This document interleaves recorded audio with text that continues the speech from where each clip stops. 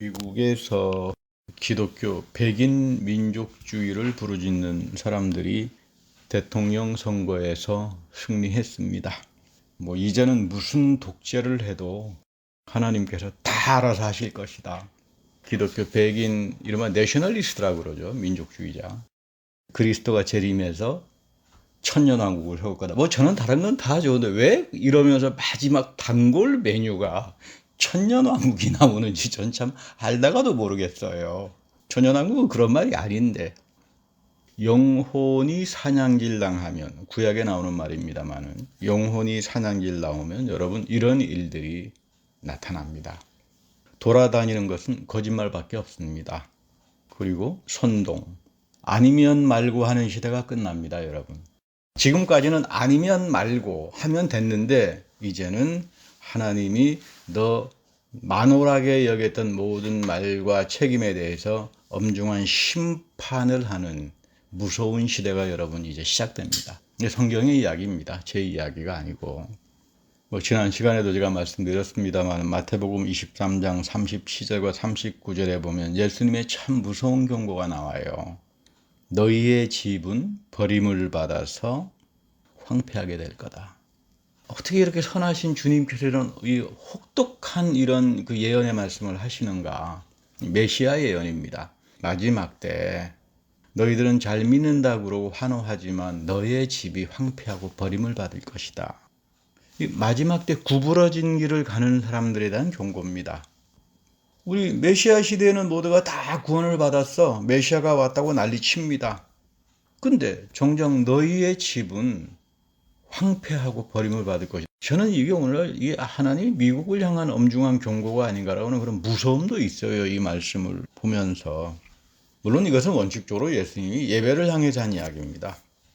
너희들이 하나님 앞에 드리는 신령과 진정을 가진 예배를 회복하지 못하면 세속주의화가 되고, 감정은 올라가서 내 감정은 과대하게 올라갈 수 있을지 모르지만 말씀과 성령은 없어집니다. 여러분, 성령은 절대로 여러분의 감정에 오지 않습니다. 나의 영혼으로 옵니다. 성경에서 말하는 영혼이라고 하는 건 나의 지성, 이성 이런 걸 말합니다. 그래서 하나님 말씀 앞에서 나를 빗나가지 않게 하시는 분이 성령이에요. 그래서 인격적인 보혜사다 이렇게 이야기하는 거죠. 잘 알아야 됩니다. 성령은 인격적인 보혜사다. 예수님이 하신 말씀이잖아요. 찬양 많이 부르고 내 과대 감정이 되면 성령이 오신다 그런 말 성경에 없어요. 보혜사 성령은 미혹하는 분이 아닙니다. 내 감정을 자극하지도 않습니다.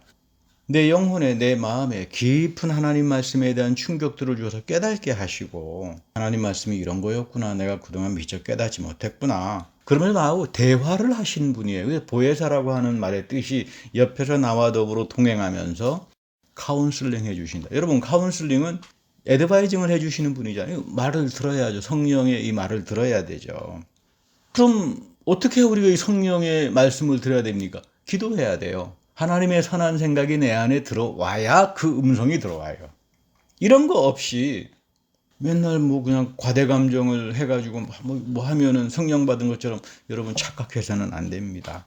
어떤 이상한 여자 목사님께서 나는 성령의 보혜사야 또 이렇게 또 하시는 분이 계셔서, 여러분, 고린도전서에서 바울이 말하는 성령과 예수님이 말하시는 보혜사 성령은 다르다라고 해요. 이 사람 이야기가. 그래서 뭐가 다르냐 그랬더니 보혜사는 사람의 모습으로 오는 거다. 이 여자 목사님께서.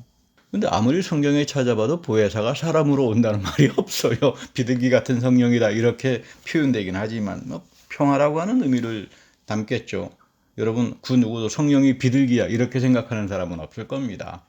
성령이 오실 때 하나님의 다스림이 온유하게 평화로 나타나는구나. 그래서 비둘기 같은 메타포리칼이라고 하는 말을 쓰죠. 은유적으로 이제 표현한다. 사람의 모습으로 온다 이런 말은 없습니다. 아무리 찾아봐도. 보혜사의 인격이란 말은 부활하신 그리스도의 영이기 때문이에요. 예수님이 십자가에 죽고 부활하셔서 이제 하나님께서 그 영을 우리에게 보내주십니다. 그러면 당연히 예수님이 그러잖아요. 이 보혜사가 오면 나를 증언할 거야. 예수 그리스도가 누군지를 알게 할 거다 그 말이에요. 그 예수님이 가르쳐 주셨던 말씀 깨닫게 하고 기억나게 해서 나의 이름을 불러주고 위로하고 나에게 말씀을 건네주는 분. 그래서 이 인격적인 영인 성령을 성경은 사모해라, 사랑하라 이 말이에요. 강구하라 그 말입니다. 여러분 이거 강구해야 돼요. 성경에서 강구하고 사모하라고 하는 거 여러분 해보세요. 하나님께서 금방 주세요. 하나님 나 돈 주십시오 이런 거 빨리 안 줍니다. 성경에서 강구하고 사모하라 그런 거는 바로바로 하나님께서 주세요. 이게 기도의 신비예요. 특권이고. 여러분 기도 많이 해야 됩니다. 기도 많이 하는데 대부분 분석을 해보니까 저도 그랬습니다. 거의 다 천국표밖에 없어요. 이거 해주세요, 저거 해주세요, 이거 해주세요. 하나님이 강구하기를 원하는 거는 단 하나도 보니까 강구한 적이 없더라고요. 그래서 저도 목사지만 부끄럽지만 기도를 바꾸기 시작했습니다. 기도도 하나님 마음에 합한 거를 사모하고 강구해야지. 그러면 이 보혜사는 우리에게 어떻게 오시냐면 지식과 지혜의 은사로 옵니다. 이게 사도 바울 선생이 이야기한 성령 은사의 넘버원이죠. 지식과 지혜의 은사, 보혜사입니다. 왜냐하면 보혜사가 나에게 오시면 어떤 일이 있나 하면 하나님의 선한 생각이 자꾸 내 안에 채워지기 시작해요. 내가 세상적인 욕심, 부패, 탐심, 세상에 말도 안 되는 이상한 지식으로 채워져 있으면 하나님의 선한 생각이 나에게 올 리가 없잖아요. 나 비즈니스 잘 돼야 될 텐데. 물론 사람이니까 다 그런 염려는 하겠지만 믿음이라고 하는 건 예수님 음성을 들어야 돼요. 너 너무 염려하지 마라. 어떤 성서학자가 예수님이 염려하지 말라라고 하는 말을 찾아보니까 성경 전체에 365번 나오더라. 그러니까 매일 염려하지 마라. 항상 우리는 염려하잖아요. 물론 이게 우리 삶의 본질이지만 왜 그러면 염려거리가 많은데 염려하지 말아야 되느냐? 하나님의 선한 생각이 오면 여러분 놀라운 일이 벌어집니다. 염려 안 하게 돼요. 내 안에 하나님의 선한 생각이 없으니까 내가 염려하는구나. 물질 때문에, 비즈니스 때문에, 자녀들 때문에. 하나님의 선한 생각이 나에게 오기 시작하면 범사 모든 일에 하나님의 선하심이 어떻게 나타나는지 보기 시작해요. 이거 믿음의 가장 완숙한 단계라고 그러죠. 그래서 믿음은 보는 거다. 여러분 여기까지 가야 됩니다. 성서에는 나라를 사랑하는 마음이 있습니다. 이거 애국주의라고 그러죠. 페이트리어티즘이라고 그럽니다만 여러분 애국주의는 굉장히 중요해요. 내가 살아가는데 이 나라가 있어야 내가 살 거 아닙니까? 그러나 민족주의는 없습니다. 성경에. 나라를 사랑하는 마음은 있지만 구약의 이스라엘은 왜 망했나 하면 민족주의로 망한 나라예요. 구약이.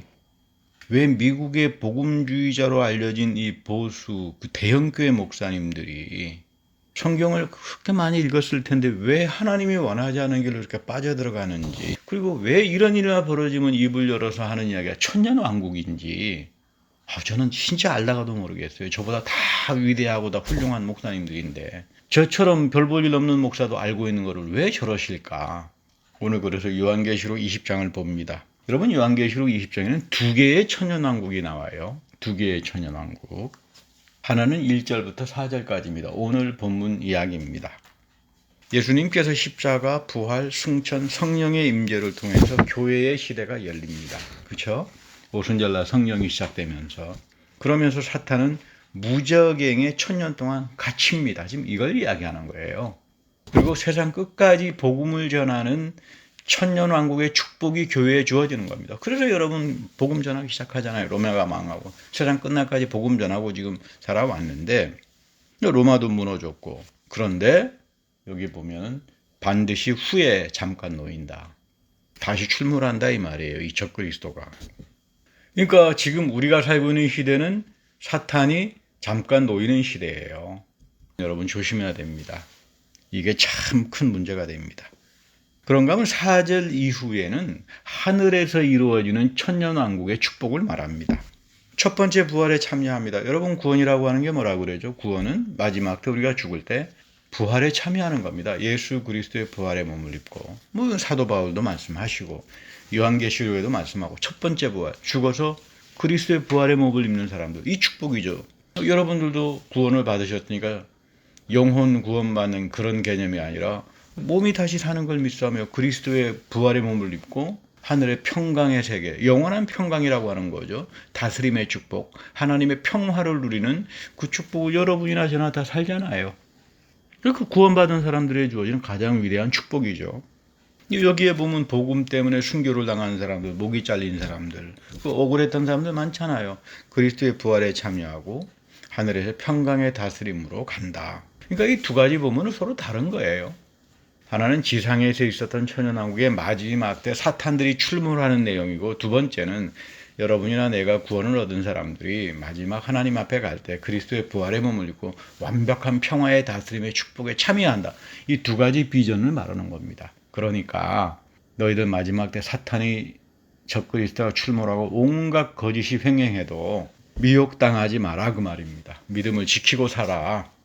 이 이야기를 지금 요한계시록에 해주는 건데, 미국의 목사님들도 보니까 거의 이 부분에 대해서 이해를 잘 못하시는 것 같아요. 뭐 이해 잘 하시는 분도 계시죠. 근데 여러분, 이거는 제 이야기가 아니라 사도 바울의 이야기예요. 그래서 지난번 우리 금요 성경 공부하면서 고린도전서 1장 25절을 잘 읽어보시라 그러면 대답이 다 나와 있다. 자기 이상한 정보 가지고 성경을 해석하는 게 아니라 성경이 성경을 해석해 주면 되는 거죠. 뭐 어렵지 않잖아요. 적그리스도가 사탄이 풀려납니다. 나타나는 게 배교입니다. 믿음을 배반합니다. 교회들은 많이 나가요. 근데 절대 믿음대로 살지 않습니다. 교회들은 열심히 다닙니다. 하나님 말씀대로 절대 살지 않습니다. 배교라고 그러는 거죠. 그러니까 하나님이 원하시는 믿음을 갖지 않습니다. 근데 하나님이 참 놀라운 거는 이런 시대에도 하나님은 제2의 오순절 성령의 사건을 부어줍니다. 여기 하나님의 참 그 사랑이 담겨져 있는 거죠. 성령을 부어줘요. 그러니까 이 마지막 때 많은 사람들이 타락하지만 동시에 구원을 받을 때다. 성령을 받을 때다. 여러분, 이거를 생각하고 살아야 됩니다. 여러분, 믿음이라고 하는 것은 제가 여러 차례 말씀드립니다마는 하나님의 신령한 구원의 보배를 담는 그릇이다. 여러분, 믿음은 그릇입니다. 물론 믿습니다 하는 것도 있을 겁니다. 그러나 여러분, 그거는 가장 기초고요. 성경에서 말하는, 바울이 말하는 이 믿음의 좀 원숙한 단계로 좀 들어가야 돼요. 믿음은 하나님의 신령한 구원의 보배를 담는 그릇이다. 금그릇, 은그릇도 있지만 여러분, 이것은 중요한 게 아닙니다. 그러니까 요즘도 저 사람은 금수저를 입에 물고 나와가지고 말이야, 뭐 운수저를 입에 물고 나와가지고 표현을 사용하는데, 하나님 앞에서 이런 거 아무런 소용이 없어요. 내가 금수저를 입에 물든 뭐 운수저를 입에 물든 무슨 소용이 있겠어요. 너의 그릇이, 너가 문 숟가락이 하나님 앞에서 정결하고 깨끗하냐, 이게 중요한 거예요. 너의 영이 가난해져가지고 하나님 앞에 비어져 있느냐? 비어져 있어야 하나님이 와서 채워줄 거 아닙니까? 내 속에 염려, 판단, 고집, 온갖 이상한 것으로 꽉 차 있는데, 내 영혼이 꽉 차 있는데 하나님께서 어떻게 역사를 합니까? 역사가 될 수가 없죠. 여러분, 믿음은 하나님의 은혜와 신령함으로 나의 그릇에 채워지는 거다. 그래서 여러분, 믿음이 귀한 축복인 거예요. 그럼 하나님께서 나의 믿음에 엄청난 축복을 채우길 원하시지만 가장 먼저 원하시는 게 뭘까? 그게 구원입니다. 구원이 뭐냐? 제가 여러 차례 말씀드립니다만 앞으로 여러분 꼭 이거는 명심해야 됩니다. 구원은 하나님이 먼저 나를 의로운 자로 봐주시는 게 구원이다. 하나님이 저를 보시기에는 나쁜 놈이야 그러면 구원은 없는 거죠. 난 바리새파처럼 봉사도 열심히고 하나님도 믿습니다 하면서 잘 믿었고 해봐야 소용없다 이 말이에요. 예수님께서 너의 집이 황폐하고 버려질 거다. 이 심판 첫 번째 당한 사람이 누구예요? 바리새파예요. 여기에 성경에 역설이 있어요. 무서움이 있어요. 구원은 사람이 넘어떠로 갖는 게 아니다 그 말이에요. 바리새파에서 구원받은 사람 딱 한 사람 누굽니까? 사도 바울. 언제 바울이 그럼 나 구원받겠습니까? 난리를 쳤습니까? 너 오늘 나하고 한번 해보자. 구원 영접기도 하고. 여러분, 그래가지고 바울이 구원받았습니까? 하나님이 와가지고 그냥 붙들어가지고 난리 치신 거예요. 여러분들도 똑같아요. 바울처럼 성령이 여러분들 마음속에 들어와서, 오늘도 그렇잖아요. 누가 이 좋은 날씨에 와서 예배를 드리려고 하겠습니까? 성령께서 여러분들 속에 신령과 진정을 그리워하는 마음을 주고, 그래도 주일인데 내가 하나님 앞에 이 예배는 봐야만 나에게도 구원이 있고 우리 가정에도 있고 손주들에게도 있고 천대에 이어가는 이 축복이 이 예배 속이다. 이런 마음이 있으니까 여러분 나오셔가지고 그래도 예배를 드리잖아요. 이게 여러분 성령의 축복이에요. 바울이 말하죠. 나 하나님 사랑한 적 없어. 오히려 죽이려고 하고 돌아다니는 사람입니다. 예수 믿는 사람들. 근데 그 십자가에서 하나님이 먼저 나를 사랑했다. 이거는 돈 주고 살 수 있는 것도 아니고 무슨 탕감할 수 있는 것도 아니다. 하나님만이 나의 죄를 용서한다. 그 하나님께서 왜 여러분들에게 예배를 주었습니까? 이 축복을 세상 끝날까지 이어지기 위해서 주신 게 예배예요. 죄사함이 있잖아요. 그래서 우리가 고백의 기도를 드리는 겁니다. 어떤 분은 뭐 저보고 가서 따진 적도 있습니다. 왜 목사님이 죄를 용서합니까? 그러고 눈을 막 부릅뜨고 막 따지신 그런 분도 계셨는데, 저는 여러분들의 죄를 용서할 수 있는 사람이 아닙니다.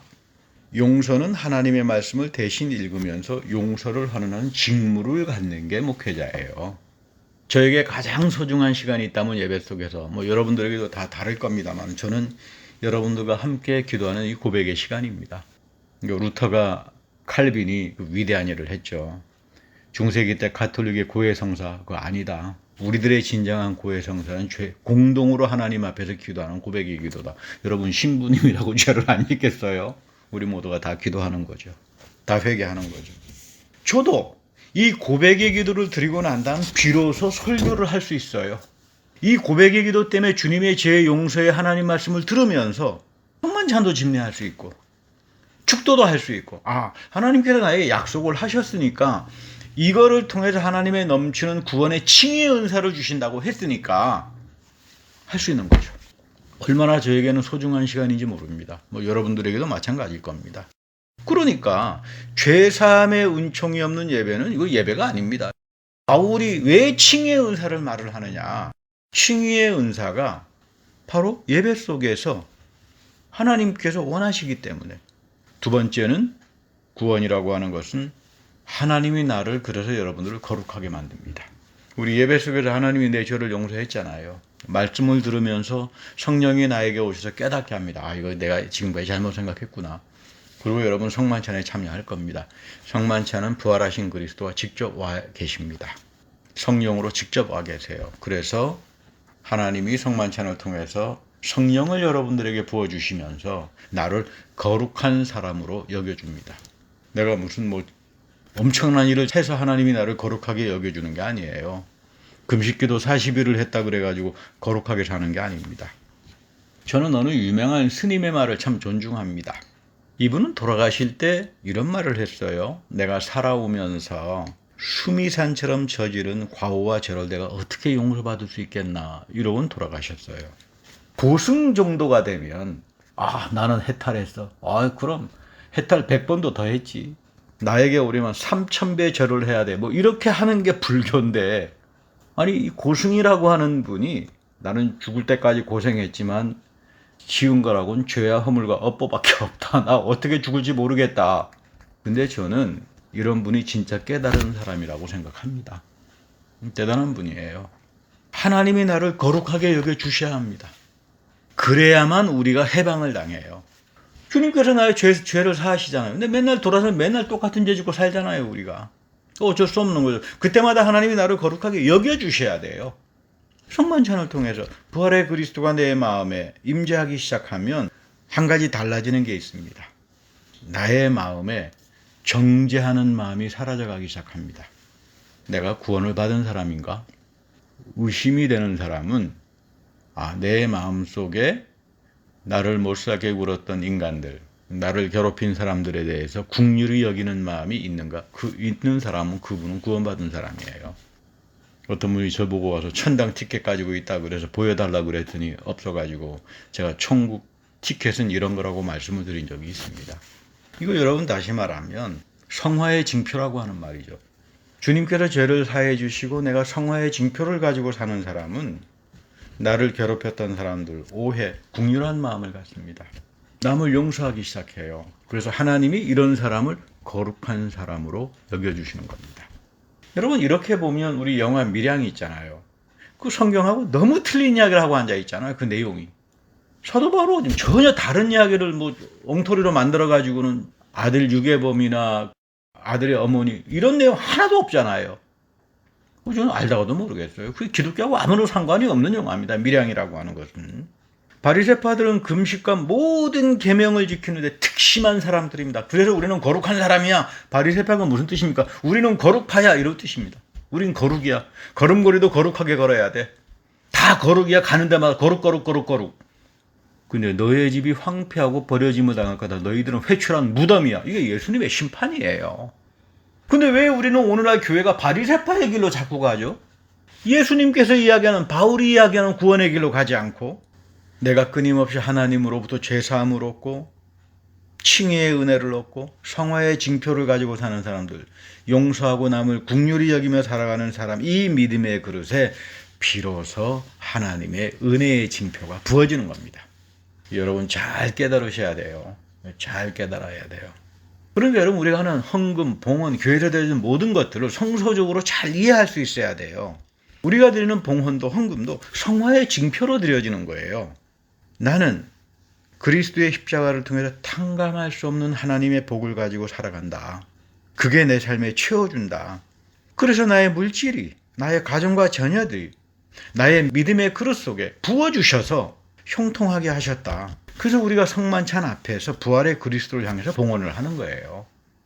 내가 하나님으로부터 받은 복을 계수하는 사람들이 하나님의 보응을 생각하고 성화의 징표를 가지고 살아갈 수 있는 사람들이 되는 거죠. 그래서 성령의 기름 부음과 인을 쳐주시는 보호의 축복이 나와 함께 인재한다. 이런 사람들에게 부활의 그리스도는 여러분들의 교회가 되어주시잖아요. 여러분 절대로 보이는 건물이 교회 아니에요. 사람들이 모여있다 그래서 교회가 아닙니다. 우리 루터나 칼빈이나 감리교, 웨슬리까지 포함해서 교회가 뭡니까? 말씀이 선포되고 성만찬이 말씀에 따라서 집행되는 그 현장 속에 부활의 그리스도가 오셔서 교회가 시작된다. 그거잖아요. 여러분들이 지금 예배드리는 이 현장에서 하늘의 새 예루살렘, 하나님의 어린 양이 우리에게 교회가 되어주시는 터져 나오는 거예요. 이게 오순절날 성령 사건이죠. 우리가 이런 삶을 살려면 성경은 딱 한 가지 강조합니다. 너가 구원의 칭의의 은사를 갖고 살아가느냐, 성화의 징표를 가지고 살아가느냐, 그러려면 순종밖에 없어요. 이 순종의 대표가 아브라함입니다.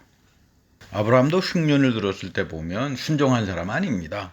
하나님이 약속한 땅을 떠나 고센, 애굽 땅이죠. 하나님이 제일 싫어하는 데가 애굽이잖아요. 거기 가가지고 불순종의 삶을 사는 때 오늘 창세기 13장의 이야기입니다. 고생 많이 했습니다. 가서. 거기 보면 전후 맥락으로 보면 아브라함은 그 순종의 사람이 애굽에 가가지고 고센 땅에 가가지고 예배드렸단 말이 한마디도 안 나와요. 완전히 거기에 물들어 버렸다는 이야기예요. 순종의 의미라고 하는 건 하나님의 말씀의 가치를 인정하고 내가 살아가느냐, 이게 순종이에요. 권위에 무슨 복종하고 이런 게 아닙니다. 오히려 예수님은 권위 복종이라 이해할 건 이해하고 아니할 건 아니어라고 하잖아요. 순종이라고 하는 게 그런 뜻이 아니에요. 내가 하나님의 말씀을 가지고 살아가느냐, 내가 예배하는 삶을 살아가느냐. 오늘 그래서 돌아온 다음에 창세기 13장에 보면 유명한 말이 나오잖아요. 장막 쳤던 곳에 이르니 처음으로 제단을 쌓은 곳이라 예배드렸다는 말이죠. 거기서 여호와의 이름을 불렀더라. 여호와의 이름을 부르는 자는 구원을 얻는다. 바울이 이야기하죠. 예배 속에서 여호와의 위대한 이름이 불려지는 거예요. 데살로니가 후서에 보면 여호와의 이름을 부르는 너희 예배의 사람들, 거룩한 사람들은 모든 부정한 것에서부터 다 멀리한다. 성화의 징표를 가지고 사는 사람들이다. 이게 구원입니다, 여러분. 죽기 5분 전에 그냥 주여 하면 다 구원받겠죠. 그런 건 여러분, 그 구원은 성경에 없어요. 주의 이름, 위대한 주님의 이름을 부르는 건 여러분들이 예배 속에서예요. 그 바울은 이걸 가져서 로마서에서 주님의 이름을 부르는 자는 구원할 것이다. 그리고 디모데 후서에서 그런 사람들은 성화의 징표를 가지고 살아간다. 부정한 것들로부터 멀리한다. 여러분, 이것이 구원입니다. 속지 말아야 돼요. 유명한 목사님 세상에 오셔가지고 설교를 하면서 구원은 다 끝난 거고 다 받은 거 가지고 뭐하러 구원을 이야기하냐. 제가 보니까 이 목사님은 구원이 없는 분이에요. 근데 그게 사람 수가 많으면 뭐합니까? 예배를 통해서 하나님이 약속하신 칭의의 제사함과 거룩함의 징표를 받는 것을 하나님은 기름을 부어주시고 인을 쳐주셔서 우리는 이 하나님을 나의 아버지로, 인격적인 아버지로 고백하며 살아갑니다. 이런 사람들에게, 이 성화의 징표를 가지고 사는 사람들에게 여러분들의 믿음의 그룹에 하나님은 넘치는 것으로 채워주신다 이야기예요. 그래서 이런 믿음의 사람이 먼저 항상 기도를 해야 되는 것은 여러분이나 저나 하나님의 선한 생각을 나의 믿음의 그릇에 채워주십시오. 성령의 은사의 넘버원, 하나님께서 채워주시기 가장 원하는 지식과 지혜의 은사가 여러분들의 믿음의 그릇에 담겨져야 보기 시작합니다. 모든 것들을 이겨낼 수 있어요. 모든 일에서 형통할 수 있습니다. 범사의 선하심들이 나타나는 걸 알게 됩니다. 그래야, 이게 와야 하나님이 사랑하는 것을 나도 따라서 할 수 있게 되죠. 하나님이 가장 싫어하는 것을 자기가 좋다고 맨날 하면서 내가 하나님 사랑한다 그러면 이거 어이없잖아. 이거 만홀리 여김을 받는 사람이다. 이렇게 이야기하는 거죠. 말씀을 만홀리 여기는 자가 된다. 제멋대로 한다. 이런 사람들을 가리켜서 여러분 이 마지막 때는 무서운 시대입니다. 바로 하나님이 너를 만홀리 여긴다. 너를 함부로 취급한다. 그 이야기예요. 아니면 말고의 시대는 끝납니다. 하나님의 오래 참음이 끝나는 시대가 사탄이 풀려나오는 시대예요. 지금입니다. 지금. 앞으로 우리가 상상하지 못하는 어마무시한 일들이 벌어질 겁니다. 그때 우리가 생각해야 되는 건 내가 구원의 사람으로 살아야 되겠다. 어느 여집사님의 간증인데 아주 미모도 뛰어나고 똑똑하신 분이세요. 경우에 어긋나는 일을 안 하시는 분입니다. 그래서 누구에게 저한테 미안합니다 이런 말 하시는 분이 아니에요. 근데 하루는 소화가 잘 안 돼서 병원에 갔더니 여기저기 살펴보더니 의사가 남편 모시고 오십시오. 왜 그러냐 해서 봤더니 3개월밖에 못 삽니다. 이건 난리가 난 거죠. 위암이래요. 이거 어떡합니까? 견딜 수가 없어가지고 고민하다가 생각해보니까 내가 하나님 앞에 가기 전에 잘못한 게 너무나 많구나. 사람들 마음 생각나는 사람, 마음 상하게 했던 사람 앞에 전화 걸어서 내가 일전에 이런 일 때문에 당신 마음이 아팠으면 미안하다. 전화도 하고. 옷장을 열어보니까 왜 그렇게 또 입지 않은 옷들은 그렇게 많은지 또 고아원에도 갖다 주고 이거저거 하다 보니까 조금 마음이 좀 편안해지더래요. 좀 가벼워지더래요. 하나님께서 데려가면 좀 부끄럽진 않겠다 그러고 있는데 병원에서 전화가 와서 의사가 죄송하다고 10번을 말해요. 왜요? 그랬더니 위암이 아니라 위궤양이래요. 위궤양. 여자 집사님이 이제 간증을 하면서 내가 이 일 때문에 완전히 하나님의 자녀로 거듭났다. 여러분 이것이 성서가 말하는 칭의의 은사입니다. 믿음의 사람은 하나님의 갚을 수 없는 탕감의 은혜에 비추고 사는 사람들이죠. 너 이전 것은 지났으니까 새로운 존재가 됐다 이 말. 나는 새로운 존재가 아닙니다. 하나님이 나를 새로운 존재로 봐주시는 거예요. 그러니까 하나님이 사랑하는 걸 내가 쫓아가지고 살아가는 걸 순종이라고 이야기하는 거죠. 내 마음에 성령이 찾아오면 하나님의 선한 생각이 찾아오면 성화의 징표를 가지고 살게 되고 예배를 사모하고 그리워하게 되고 더 이상 바리새파들처럼 위선자들처럼 자기 공적을 취하지 않습니다. 오히려 선한 일을 하면서 내 마음에 늘 모자람을 느껴요. 여러분 이것이 바울의 마음이잖아요. 내게 은혜 주시는 분 안에서 나 모든 거 다 할 수 있다. 그러나 내가 한 것은 아무것도 없다. 나는 너희들보다 배로 수고했고 감옥에도 가고 고난도 당하고 억울하게 우겨쌈을 당했지만 난 너희들을 정죄하지 않는다. 하나님께서 알아서 하실 거다. 고린도 교인들아 너희들에게 이거를 명심하고 살아가야 된다. 그래서 오늘 보면은 바울은 고린도전서에서 굉장히 중요한 말씀입니다. 다 신령한 음식을 먹었고 신령한 음료를 먹었다. 신령한 반석으로부터 나왔다. 이거 여러분 출애굽 광야를 이야기하잖아요. 사도 바울에게서 가장 중요한 교회는 광야교회예요. 지금 광야의 교회에서 출애굽에서 하나님이 먹여주시고 만나로 음료로 모든 것들 이것이 지금 너희들의 예배 속에서 반석이 되시는 그리스도에게 이어지시는 거다 이런 말이에요. 그런데 이런 엄청난 축복 가운데 고린도 교인들 너희들은 왜 부패하고 멸망의 길로 가가지고 지금 이 모양 이 꼴 하나님은 만홀리 여겼다가 너희 집이 황폐하고 버림을 받는 그 짝을 당하느냐 지금 그 이야기입니다. 그래서 여러분 구약의 말씀이 중요한 거예요. 옛날 이야기여서가 아니라 하나님은 구약에 했던 동일하신 하나님이니까 영원히 살아계신 분이니까 우리하고 똑같이 역사하잖아요. 오늘 우리 예배 속에 그리스도가 반석이 되어주셔서 구약의 모든 신령한 축복의 만나와 음식과 음료들을 우리에게 다 보응하면서 이어주시는데 우리가 그 하나님 말씀을 만홀히 여기고 성령을 무시하고 세속하게 살다가 보면 결국은 다 고린도 교인들 짱나버리고 마는 겁니다. 여러분 11월 믿음의 사람들에게는 한 해를 결산하는 해입니다. 내가 주님으로부터 받은 복을 계수하고 나의 믿음의 그릇을 점검해야 합니다. 과연 하나님께서 나의 믿음의 그릇을 보시면서 신령함으로 채워주실까? 이 한 해도 내가 항상 하나님으로부터 오는 죄사함의 은총과 성화의 징표를 가지고 하나님이 나를 거룩하게 여겨주실 때 그때부터 하나님이 여러분들의 믿음의 그릇 속에 담아주시는 넘치는 축복들이 있는 겁니다. 이런 거 정도 반성하고 진지하게 생각하면서 잘 정리하는 귀한 여러분들이 되기를 축복합니다. 기도하겠습니다. 하나님 긍휼히 여겨주시고 우리가 주님으로부터 죄사함의 칭의의 은혜를 항상 얻고 반석이 되시는 그리스도의 나를 거룩하게 여겨주시는 예수 그리스도의 능력을 체험하며 성화의 징표를 가지고 살아왔는지 이 한 해를 돌이켜봅니다. 하나님으로부터 탕감할 수 없는 그 복의 계수를 하면서 나의 인생이, 내 가정이, 자녀들이, 그리고 후손들이 이 넘치는 하나님의 축복 가운데 거하는 우리 귀한 믿음의 식구들이 다 되게 하여 주옵소서. 우리 구주 예수 그리스도의 이름으로 축복하며 감사 기도드립니다. 아멘.